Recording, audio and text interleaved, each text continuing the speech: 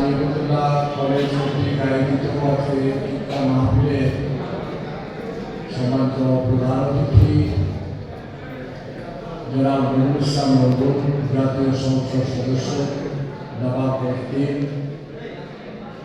অন্যান্য বিশেষ অতিথিবৃন্দ, সম্মানিত আহ্বানে দেওয়া কষ্ট করে আসছেন বিশেষ অতিথিবৃন্দের দিকে কয়েকটি বক্তব্য রেখেছেন। আমি শুধু আপনাদের কাছে একটি দৃষ্টি আকর্ষণ করতে চাই।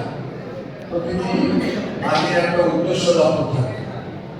আল্লাহ আমাদের মাঝে যে শ্যাম সুন্দরা জন্য যে রমজান মাস দিয়েছেন, তার টার্গেট হচ্ছে লাখ লাখ টাকা থাকুন, আমরা পরিশ্রম হতে পারি, রোজা করে আমাদের মধ্যে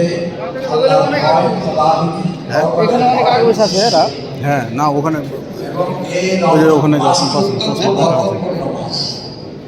সবের পরিপূর্ণ প্রতিটি কাজে